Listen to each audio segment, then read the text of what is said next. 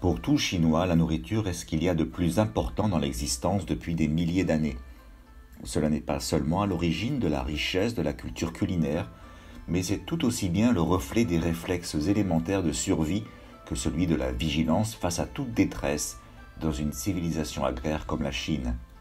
Dans cet épisode des classiques chinois au goût du jour, nous vous proposons la formule Hong Fan Pa Zheng, Shi Wei Zheng Shou, que l'on peut traduire ainsi: des 8 sublimes règles, les subsistances sont la première. Cela signifie que parmi les 8 aspects de la gouvernance dans la Chine ancienne, l'alimentation était ce qu'il y avait de plus important. Cette phrase est extraite du Han Shu, les Annales des Han, un recueil compilé par l'historien des Han orientaux Pan Gu, de l'an 32 à l'an 92 de notre ère. Les 8 aspects mentionnés ici sont la nourriture et les céréales, les tissus, les soirées et la monnaie, les sacrifices, les grands travaux et la gestion des terres, la levée des impôts et les corvées, les peines et les châtiments, les rites et enfin l'éducation. Dans la Chine ancienne, l'agriculture était le principal secteur d'activité et en raison de la faible productivité, les questions alimentaires étaient liées à la sécurité nationale et à la stabilité sociale. La valorisation de l'agriculture et la priorité accordée à la sécurité alimentaire sont ainsi devenus des concepts majeurs dans la pensée politique chinoise.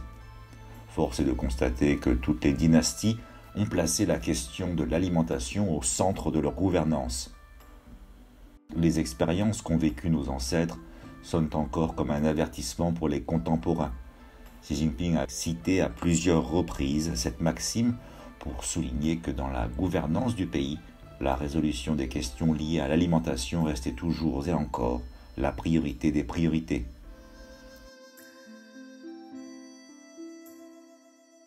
Une telle question concerne des milliards d'humains sur la planète et le nombre de personnes souffrant de la famine est en augmentation continue depuis de nombreuses années.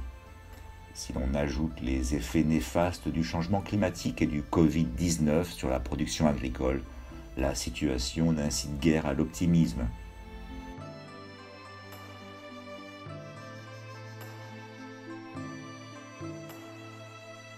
Pour répondre à ce défi, la Chine privilégie ainsi le développement de l'agriculture pour assurer la production agricole et met en exergue la vertu traditionnelle de frugalité et de parcimonie.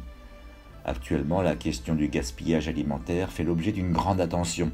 Le cadre législatif a été renforcé, des mesures de supervision appliquées et les entreprises, comme les gens ordinaires, s'impliquent dans des initiatives assiettes vides pour réduire au maximum la consommation inutile.